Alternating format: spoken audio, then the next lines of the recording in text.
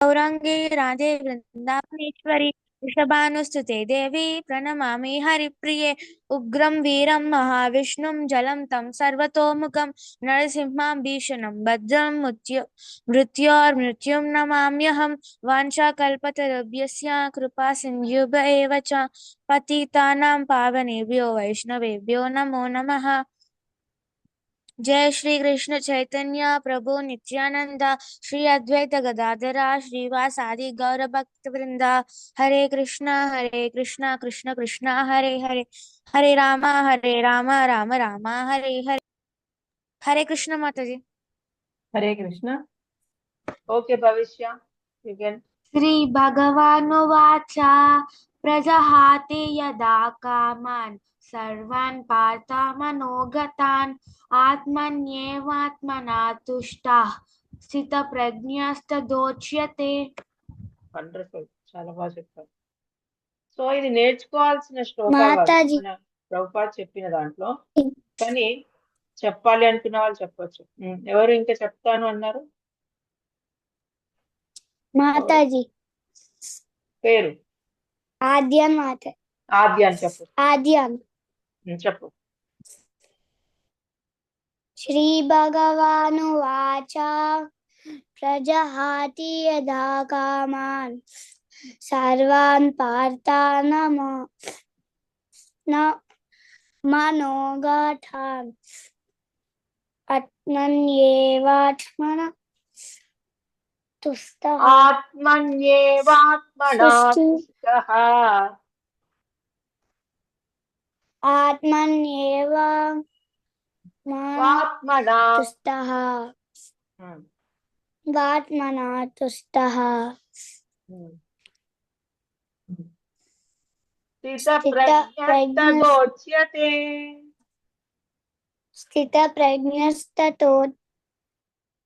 దోచ్యతే.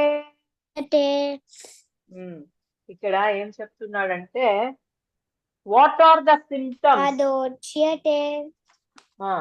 ఇక్కడ అడుగుతున్నాడు సిమ్టమ్స్ ఎలా ఉంటారు, ఎలా ఉంటారు ట్రాన్సెండెంట్ డివోషన్ లో ఉన్న వ్యక్తి ఎలా ఉంటాడు అతను అని అడుగుతున్నాడు. భక్తిలో మునిగిపోయి ఉంటాడు కదా స్థితప్రజ్ఞుడు. స్థితప్రజ్ఞుడు ఎలా ఉంటాడు? స్థితప్రజ్ఞుడు ఎలా అంటే ఆయన ఎలా ఉంటాడు అసలు అని అడుగుతున్నాడు. ఫస్ట్ క్వశ్చన్ అదే అడిగాడు అర్జున కృష్ణ. 55 శ్లోకం ఇక్కడ చూడండి. When a person gives up అంటే ఎప్పుడైతే ఒక మనిషి కోరికలను వదిలిపెడతాడు. ఇప్పుడు ఎలా ఉంటుంది కదా అసలు, పక్కవాడు ఏదైనా పెన్ను తెచ్చుకున్నాడు అనుకో, అద్భుతమైన పెన్ను, వాడు మనసంతా దాని మీదనే ఉంటది. అబ్బా వీడు చూడు ఎంత బాగా మంచి పెన్ను కొనుక్కొచ్చుకొని రాస్తున్నాడు, ఇంట్లో వెళ్ళి నేను కూడా అడుగుతా అనేసి ఇమ్మీడియట్ గా ఇంటికి వెళ్ళి ఇక మదర్ ని ఫాదర్ ని అడుగుతూ ఉంటారు, నాకు ఆ పెన్ను కావాలి, కంపల్సరీ కావాలి. ఇలా నీకు ఇలాంటి మ్యూట్ లో పెట్టుకోమ్మా, సౌండ్స్ వస్తున్నాయి. You should be in mute. Okay. So ఇలా మనకి కోరికలు ఉంటే you will not be happy. ఎప్పుడు అంతే, కోరిక ఉంది అంటే హ్యాపీగా ఉండడు. నాకు అది కావాలి. ఇప్పుడు ఎలా ఉంటదంటే, ఇప్పుడు ఎర్త్ పైన ఉన్నవాడికి నాకు పైలోకానికి వెళ్ళాలి, గంధర్వులు ఉన్న లోకాలకి పోవాలి అనిపిస్తుంది. దేవతలు అక్కడ, అక్కడికి వెళ్ళాలి అనుకుంటాడు. అక్కడికి వెళ్ళడానికి వాడు ఈ శాస్త్రాలన్నీ చదివి దాంట్లో ఉంది మనం ఏం చేస్తే ఆ లోకాలకు వెళ్తాము అనేది కర్మకాండలో అన్ని ఉన్నాయన్నమాట. సో వాడు అన్ని చేస్తాడనమాట. ఆ దానం ఈ దానం అన్ని చేస్తాడు, అక్కడికి వెళ్తాడు. అక్కడికి వెళ్ళిన తర్వాత ఇంకా పై లోకాలకు వెళ్ళాలనుకుంటూ ఉంటాడు. అక్కడికి మళ్ళీ ఆ పై లోకాలకు వెళ్ళాక ఇంద్రలోకానికి వెళ్ళాలనుకుంటాడు, అంటే స్వర్గానికి. ఇంద్రలోకం అంటే అక్కడికి వెళ్ళిన తర్వాత ఇంకా బ్రహ్మలోకానికి వెళ్తే ఇంకా అద్భుతంగా ఉంటది అని అనుకుంటాడు. అంటే దీనికి ఎండ్ ఉండదు అనమాట. పైకి పైకి పైకి వెళ్ళాలనే అనుకుంటూ ఉంటాడు. కానీ నువ్వు ఎప్పుడైతే ఈ కోరికను చంపేస్తావో, ఈ కోరిక అనేది ఉంది కదా డిజైర్, నా ఏమీ అవసరం లేదు, ఎక్కడున్నా నేను అక్కడే ఉంటా, కానీ నా మనస్సులో లోపల ఆనందం అనేది లేకపోతే ఏం లాభం చెప్పు? నువ్వు స్వర్గలోకానికి పోయినావు, డిజైర్ ని కోరికను పోగొట్టుకోవాలి. కోరికను పోగొట్టుకుంటే అప్పుడు నువ్వేమవుతుందంటే నీకు మీకు మీకు ఒకటి తెలుసా? కుంతిదేవి ఎన్ని కష్టాలు వచ్చినా గాని కూడా నాకు ఇంకా కష్టాలు ఇవ్వు కృష్ణ అంటది. ఎందుకంటది? ఇంకా నాకు కష్టాలు ఇవ్వు అంటది. ఎందుకు అనంటే నేను నిన్ను మరవకూడదు. ఎప్పుడు నువ్వు నాకు గుర్తుండాలి. ఎప్పుడు నువ్వు నాకు గుర్తుండాలంటే నాకు ఎప్పుడు ఏదో ఒక కష్టం పెట్టు అంటది. మ్యామ్ ఆ మరవకూడదు అంటే ఆ మరవకూడదు అంటే మరవకూడదంటే మర్చిపోకుండా, భగవంతుడిని మర్చిపోకుండా. ఓకే ఇప్పుడు ఇప్పుడు మనము ఇప్పుడు సపోజ్ చాలా హ్యాపీగా ఉన్నాము. చక్కగా ఫుడ్ మంచి ఫుడ్ ఉంది ప్రతిరోజు. ఆ చక్కగా స్కూల్లో కూడా నువ్వు ఫస్ట్ వస్తున్నావు. అంత బాగుందనుకో, నువ్వు అప్పుడు ఏమవుతుంది? భగవంతుడిని మర్చిపోతావు. మర్చిపోతావు కదా భగవంతుడిని. అన్ని బాగున్నాయి నీకు. ఇంకెందుకు ఇంకా భగవంతుడు గుర్తురాడు. కానీ ఎప్పుడైతే నీకు కొంచెం కష్టంగా ఉంటుందో, బాధలనేవి వస్తాయో, కుంతిదేవికి ఎన్ని కష్టాలు కదా పాపం. చిన్నప్పుడే ఆమె చిన్నప్పుడే ఆమెకి కర్ణుడు పుడతాడు. ఆ లోకమంతా ఏమనుకుంటుందో అని కర్ణుడిని వాటర్ లో వేసేస్తుంది. కన్న కొడుకుని వాటర్ లో వేసి పంపించేయడం అంటే ఎంత బాధ అది. ఆ అట్లా ఆమె ప్రతిసారి ఏదో ఒక కష్టం ఎదుర్కొంటూ ఉంది. ఆ ఆ, భర్తను కోల్పోతుంది. పిల్లలు చిన్నవాళ్ళు ఉన్నప్పుడే భర్త చనిపోతాడు. చనిపోతే ఏమవుతుంది? అందరితోటి ఎన్ని బాధలు పడుతుంది. ఈ దుర్యోధన్ తోటి వీళ్ళ వీళ్ళందరితోటి ఎంత బాధపడుతుంది తను, కుంతిదేవి. సో అలా కుంతిదేవి ఎప్పుడు అనుకుంటుందంట, నాకు చాలా కష్టాలు ఇస్తూ ఉండు, నేను నిన్ను మరవను అంటే మర్చిపోను, నేను నిన్ను ఎప్పటికీ మర్చిపోనప్పుడు. సో అది గొప్ప వాళ్ళు అలా కోరుకుంటారు. అదే మనమైతే ఏమనుకుంటాం? నాకు ఎటువంటి కష్టం రావద్దు కృష్ణ, నాకు ఎటువంటి బాధలు రావద్దు కృష్ణ, నేను ఎప్పుడు హ్యాపీగా ఉండాలి కృష్ణ, ఇట్లా కోరుకుంటూ ఉంటాం కదా. కానీ కుంతిదేవి అలా కాదు. ఏమనుకుంటుంది? నీ నాకు నువ్వు ఎంత బాధ పెడతావో అంత బాధ పెట్టు. ఎందుకు?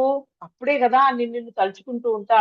కృష్ణ, నాకు ఈ ప్రాబ్లం వచ్చింది, నాకు ధైర్యాన్ని ఇవ్వు, ఆ నేను ఎలా దాటగలను అని వేడుకోవచ్చు నిన్ను మర్చిపోకుండా ఉంటాను అని కుంతిదేవి కోరుకుంటుంది. అలా అన్నమాట.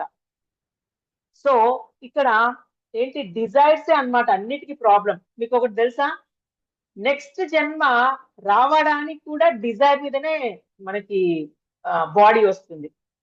లైక్ సపోజ్ ఒకడికి ఎలా ఉంటుందంటే, నన్ను చూసి వాడికి ఏం కోరిక అంటే నన్ను చూసి అందరు భయపడాలి. అసలు కొందరు రౌడీస్ ఉంటారు కదా, ఎలా వాడు వాడు ఆ, ఆ, బయటకు వచ్చాడు అనుకో, ఇంటి నుంచి బయటకు వచ్చాడు అనుకో, రోడ్ మీద తిరుగుతున్నాడు అంటే భయపడిపోతారు. చూసావా ఆ రౌడీ ఉన్నాడు చూసావా, వాడు చాలా, అమ్మో వాడు చాలా మంచివాడు కాదు, వాడు అందరిని కొట్టేస్తాడు, అది ఇది అనేసి కొందరు భయపడుతూ ఉంటారు. అంటే కొన్ని ప్లేసెస్ లో ఉంటారు అట్లా. అంతటా ఉండరు అంత ఇదిగా. సో కొందరిని చూసి అలా భయపడుతూ ఉంటారు. సో వాడికి ఇష్టం అన్నమాట, అలా భయపడాలి అందరూ. సో ఏమవుతుంది? ఇలాంటి వాడికి నెక్స్ట్ జన్మ ఏమొస్తుంది? పులిలాగా పుడతాడు. పులి బాడీ వచ్చేస్తుంది వాడికి. కృష్ణ ఇస్ సో కైండ్ కదా. ఎందుకు? నువ్వు ఈ జన్మలో నీకు ఎలా ఉంది? నీకు ఏం కోరిక? అందరూ భయపడాలి నన్ను చూసి అనుకుంటున్నావు కదా. సో పులి బాడీ వస్తుంది. పులి బాడీ వస్తే అందరు భయపడతారు కదా. జంగల్లో, ఫారెస్ట్ లో అందరు భయపడుతూ ఉంటారు కదా. ఇంకా చిన్న చిన్న యానిమల్స్ అవన్నీ అమ్మో అమ్మో అమ్మో అని భయపడుతూ ఉంటాయి. వైల్డ్ యానిమల్ కదా. సో అలా టైగర్ కి భయపడతాయి కదా. అలా లయన్ అయినా అలాంటి బాడీ వస్తుంది అన్నమాట. లయన్ టైగర్ అట్లాంటి బాడీ వస్తుంది. సో నువ్వు ఏదైతే కోరిక ఉంటుందో నీకు అలాంటిదే బాడీ వస్తుంది అనమాట. నీ కోరికను బట్టి నువ్వు చేసే పనులు మంచివా చెడ్డవా, ఎలాంటి పనులు, దాని మీద నీ బాడీ డిపెండ్ అయి ఉంటది నెక్స్ట్ జన్మలో. సో నువ్వు మంచిగా ఉన్నావు అనుకో, చక్కగా ఎప్పుడు హరే కృష్ణ మంత్రం జపం చేస్తూ చక్కగా దేనికి కూడా స్థితప్రజ్ఞుడిలాగా. స్థితప్రజ్ఞుడు అంటే ఏంటి? ఎప్పుడు దేనికి పెద్ద హ్యాపీ ఆర్ సారో ఫీల్ అవ్వవు. అన్నిటినీ సమానంగా తీసుకుంటావు. అలా ఉన్నావంటే నువ్వు స్థిత ప్రజ్ఞుడివి. అన్నిటినీ ఈక్వల్ గా తీసుకుంటావు అన్నమాట. ప్రతిదీ ఈక్వల్ గా తీసుకుంటూ ఉంటావు. హ్యాపీగా అప్పుడు లోపల అలాంటి వాడు కృష్ణ కాన్షియస్ లో ఉన్నాడు అనుకో, ఇంకా అన్ని అలాంటి వాళ్ళే కృష్ణ కాన్షియస్ లో ఉంటారు ఎక్కువగా. ఎప్పుడైతే నువ్వు కృష్ణ కాన్షియస్ లో ఉంటావో, ఎప్పుడైతే నువ్వు జపం చేస్తూ ఉంటావో, నువ్వు స్లోగా ఏమవుతుందంటే నీకు హ్యాపీ, ప్రతిదానికి ఫీల్ అయిపోవు. ఫస్ట్ వచ్చావురా అంటే ఓకే అంటావు. లాస్ట్ వచ్చావురా, నీకు పోయింది, ఫెయిల్ అయ్యావురా అంటే అవునా సరేలే అంటావు. అంతే, నీకు పెద్ద ఫీలింగ్స్ ఉండవు అనమాట. అంత ఆ స్టేజ్ లో వచ్చిన వాడు, ఆ స్థితప్రజ్ఞుడు, వాడు ప్యూరిఫైడ్ మైండ్ అనమాట. ప్యూరిఫైడ్ మైండ్, చాలా ప్యూరిఫైడ్ మైండ్ అలా అన్నమాట. అది స్థితప్రజ్ఞుడు అలా ఉంటాడు అని 55 శ్లోకాలో కృష్ణ చెప్తున్నాడు అనమాట. హీ విల్ బి హ్యాపీ, ఎప్పటికీ హ్యాపీ ఉంటాడు. సో నెక్స్ట్ 56th శ్లోకాకి వెళ్దాం మనం. ఓకే, ఇది నేను నిన్న చెప్పేశాను కూడా. 56 దుఃఖేష్వనుద్విగ్నమనాః సుఖేషు విగత స్పృహాః వీతరాగభయక్రోధః స్థితధీర్మునిరుచ్యతే. మళ్ళీ ఒకసారి చెప్తున్నాను, అందరు చక్కగా వినండి. రిపీట్ చేయాలి కదా అందరూ. దుఃఖేష్వనుద్విగ్నమనాః సుఖేషు విగత స్పృహః వీతరాగభయక్రోధః స్థితధీర్మునిరుచ్యతే. ఎవరైనా చెప్పడానికి రెడీ ఉన్నారా? దీత్యకి కొంచెం చదవగలదు, చెప్పగలదు అనుకుంటా. దీత్య చెప్తావా? మాతాజీ ప్రాక్టీస్ చేసుకున్నాక చెప్తా మాతాజీ. ప్రాక్టీస్ చెయ్యి. ఎవరైనా రిపీట్ చేస్తారా? నాతో పాటు repeat. Atulya repeat. First Atulya Mataji. First Atulya. Okay, అందరికి ఇస్తాను. అతుల్య ఫస్ట్. ఓకే. దుఃఖేష్వనుద్విగ్నమనాః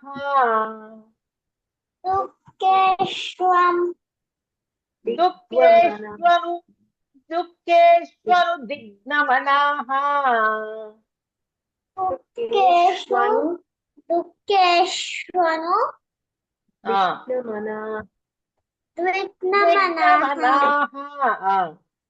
రైట్. సుఖేషు విగత స్పృహః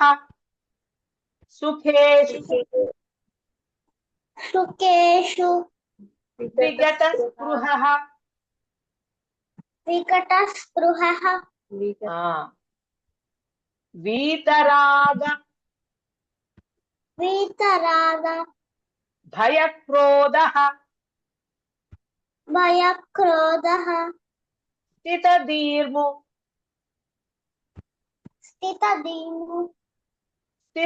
స్థితధీర్మునిరుచ్యతే.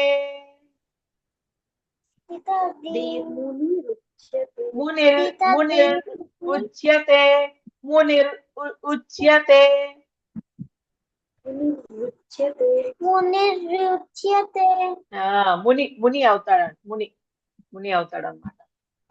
స్థితధీర్మునిరుచ్యతే.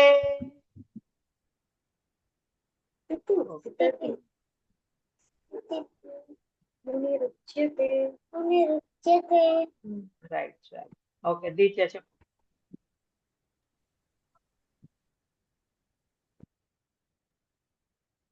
దుఃఖేష్వనుద్విగ్నమనాః సుఖేషు విగత స్పృహ వీతరాగభయక్రోధః స్థితధీర్మునిరుచ్యతే. వండర్ఫుల్. రాముడిది ఎక్కడి వరకు చెప్పాను నిన్న? రాముడు అక్కడ చేరుతాడు కదా, అరణ్యంలోకి వెళ్తాడు. స్టార్టింగ్ అరణ్యంలోకి వెళ్ళగానే అక్కడ గుహుడు ఉంటాడు. గుహుడు ఏంటి, ఆయన నిషాడ రాజు అన్నమాట. గుహుడు ఆయన వచ్చేసి రాముడికి వెల్కమ్ చెప్తాడు. రామ అని తీసుకొని వెళ్ళేసి ఆశ్రయం ఇస్తాడనమాట. చక్కగా ఆ కూర్చోడానికి వాటర్ ఇవ్వడము అలాంటివన్నీ చేస్తాడు. అందరు మ్యూట్ లో ఉంటే సౌండ్స్ రావు. మ్యూట్ లో ఉండండి. స్టోరీ చెప్తున్నా కదా, ఎందుకంటే మనము రామాయణం ఆద్యం మ్యూట్ లో ఉండు. సో అప్పుడు ఆ గుహుడికి ఫస్ట్ కొన్ని పండ్లు తీసుకొచ్చి ఇస్తాడనమాట. గుహుడు పండ్లు తీసుకొచ్చి ఇస్తాడు రాముడికి, కానీ తీసుకోడు. అవి తీసుకెళ్ళి ఏం చేస్తాడు గుహుడు చెప్పండి? గుర్రానికి పెడతాడు, ఆయన గుర్రానికి. ఎందుకు అంటే ఆయనకి ఆ జంతువుల మీద అంత ప్రేమ అన్నమాట. అయ్యో, నాతో పాటు ఇంత దూరం ఎంత ప్రయాణం చేసింది, దానికి కూడా ఆకలి దప్పికలు ఉంటాయి కదా.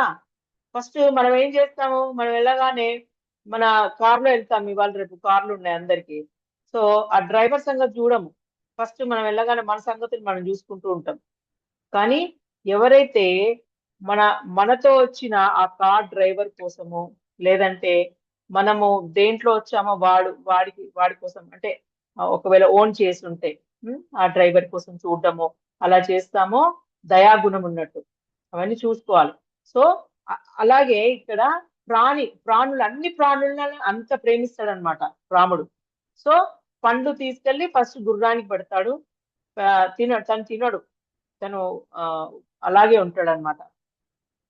ఇంకా ఆ ఈ నిషాడ రాజు ఈ ఈ గుహుడు ఏ ప్లేస్ లో ఉన్నాడో అదే ప్లేస్ కి చెందిన ఆమె శబరి కూడా. శబరి స్టోరీ తెలుసా మీకు ఎవరికైనా? శబరి శబరి స్టోరీ. ఆమె కూడా పాపం చాలా పెద్ద భక్తురాలు. సో ఆమె కూడా అదే ప్లేస్ కి చెందిన ఆమె. అయితే ఏమవుతుంది, రాత్రి అవుతుంది. రాత్రి అయ్యాక పడుకొని ఉంటాడు రాముడు. పడుకొని ఉంటే లక్ష్మణుడు ఈ రాముని చుట్టూ తిరుగుతూ ఉంటాడు. ఆ రాముడు సీత ఉంటారు కదా, వాళ్ళ చుట్టూ పడుకొని ఉంటే వాళ్ళ చుట్టూ తిరుగుతూ ఉంటాడు. అతను మ్యూట్ చేసుకోనండి, సౌండ్స్ వస్తుంది. సో ఆ రాముడు చుట్టూ తిరుగుతూ ఉంటాడు అనమాట. ఎవరు? లక్ష్మణుడు. ఎందుకు? కాపలాగా. ఎవరైనా అటాక్ చేస్తారేమో నా రాముడి మీద అని తిరుగుతూ ఉంటాడు అనమాట. అయితే ఈ గుహుడు చూస్తాడు, ఏంటి లక్ష్మణుడు రాముడు చుట్టూ తిరుగుతున్నాడు అనేసి. ఆ గుహుడు కూడా అంటే ఏమైనా చేస్తాడేమో నా రాముడిని అనేసి గుహుడు కూడా ఆ రాముడు లక్ష్మణుడు చుట్టూ తిరుగుతూ ఉంటాడు. వాళ్ళిద్దరి చుట్టూ తిరుగుతూ ఉంటాడు. ఎవరు? రాముడు లక్ష్మణుడి చుట్టూ గుహుడు తిరుగుతూ ఉంటాడు.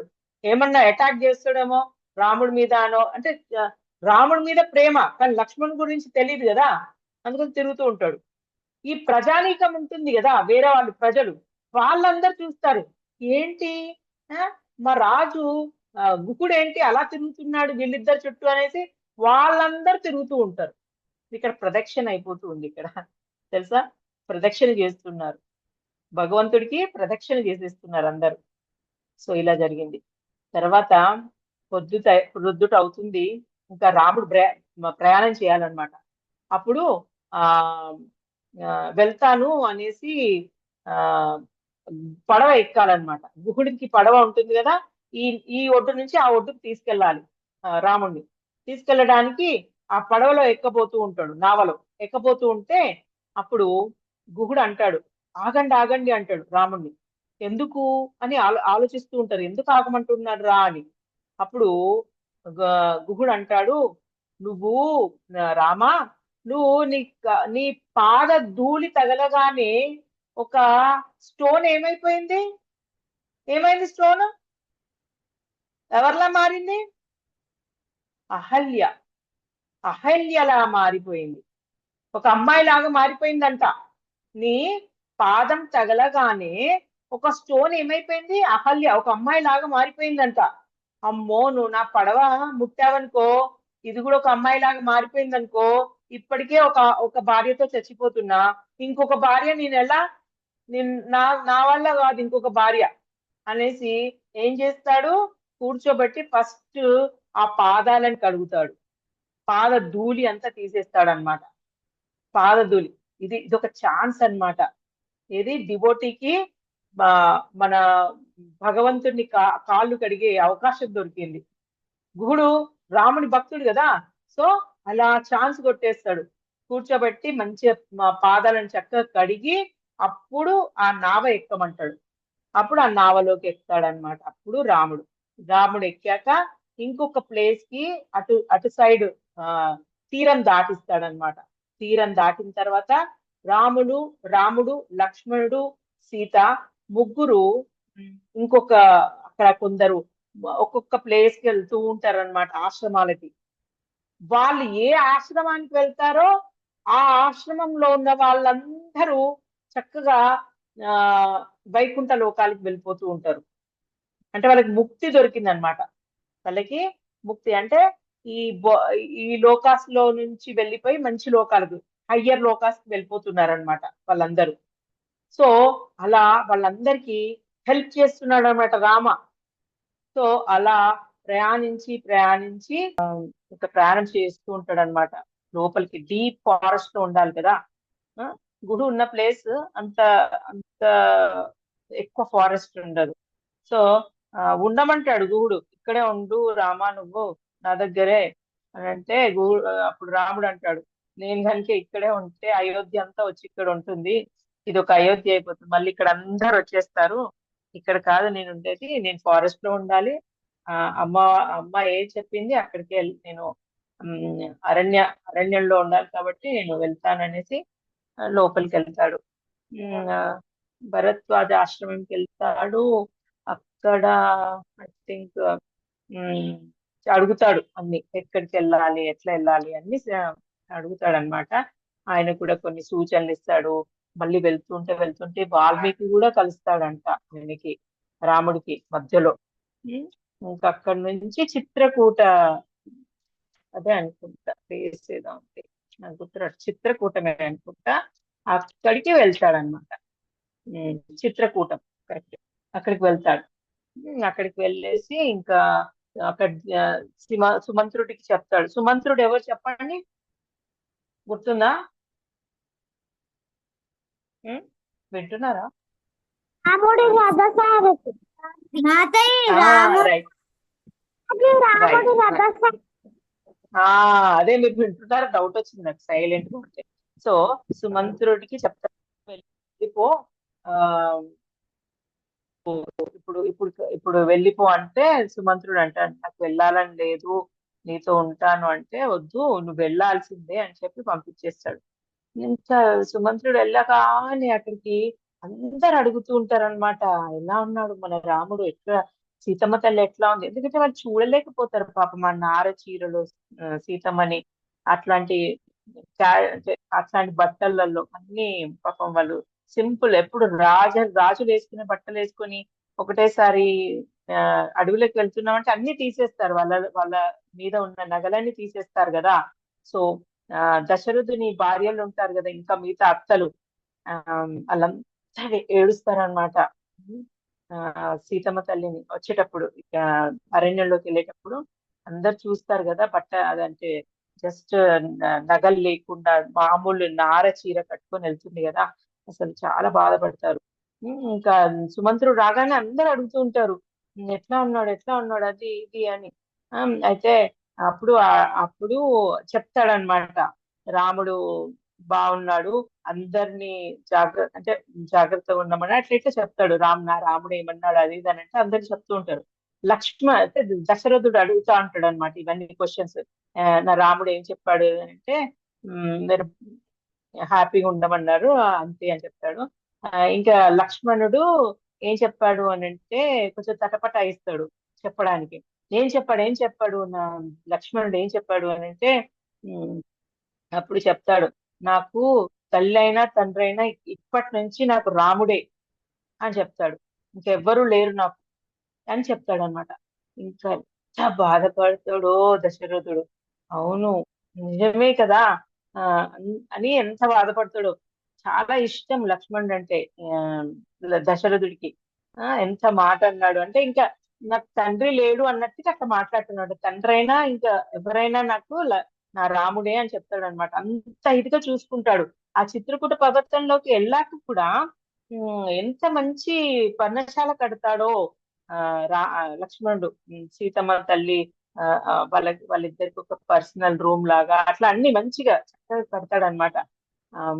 అయితే ఇక్కడ ఏమవుతుంది, రాముడు ఆ అరణ్యంలోకి వెళ్తూ వెళ్తూ ఉంటే కొన్ని ముళ్ళులు ఉన్న దారి కదా, సో అందుకోసము ఆ చిత్రకూట పర్వతానికి వెళ్ళాక చెప్తాడనమాట ఒక ఇద్దరు మనుషులకి ఏంటంటే, నేను వచ్చిన దారిలో గుహుడు ఎవరితో చెప్తారు, ఏం చెప్తాడంటే, నేను వచ్చిన దారిలో నాకు కొన్ని ముళ్ళులు ఉన్నాయి, ఆ ముళ్ళులు ఉన్నాయన్నీ తీసేయండి అని చెప్తాడు. చెప్తే అప్పుడు రా ఆ, అడుగుతారు, ఎందుకు ముళ్ళులు ఎందుకు, నువ్వు వచ్చేసావు కదా ఆల్రెడీ, నువ్వు చేరాల్సిన అరణ్యంలోకి నువ్వు చేరేసావు, ఇంకా ఎందుకు అని అంటే, అప్పుడు రాముడు చెప్తాడు, ఇప్పుడు నన్ను వెతుక్కుంటూ నా తమ్ముడు భరతుడు రావచ్చు, పాపం వాడి కాళ్ళకి ఎన్ని ముళ్ళులు గుచ్చుకుంటాయో అని అంటాడు అనమాట. అంటే నెక్స్ట్ రేపు అయితే అందరూ టెంపుల్ కి వెళ్ళండి. ఎందుకు అని అంటే రాముల వారిని దర్శించుకోండి. రీజన్ ఏంటి, ఎందుకు అంటే ఆ, ఒక్కడంట ఏంటి భగవంతుడు ఎందుకు దర్శించుకోవాలి, టెంపుల్ కి ఎందుకు వెళ్ళాలి అంటారు.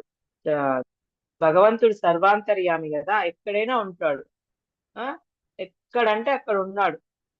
చెట్లల్లో అన్నిట్లలో, ఆ పుట్టలో ఎక్కడంటే అక్కడ ఉన్నాడు కదా, ఎందుకు ప్రత్యేకంగా నేను టెంపుల్ కి ఎందుకు వెళ్ళాలి అంటాడు. అంటే అదే ఇప్పుడు ఒక రోగి ఉన్నాడు, రోగికి ఆ ఆక్సిజన్ సిలిండర్ కావాలి. అయితే మొత్తం ఆక్సిజన్ ఎక్కడంటే అక్కడ బయట దొరుకుతుంది కదా, ఎందుకు ఆక్సిజన్ సిలిండర్ ఎందుకు పెట్టాలి మరి, కదా, ప్రత్యేకంగా సిలిండర్ ఎందుకు తెచ్చి పెట్టాలి, మొత్తం దొరుకుతుంది, సో ఆక్సిజన్ ఎక్కడంటే అక్కడ దొరుకుతుంది బయట. సో అలాగే కాన్సన్ట్రేషన్ అక్కడ ఎక్కువ, ఆ పవర్ ఎక్కువ ఉంటుంది టెంపుల్స్ లో.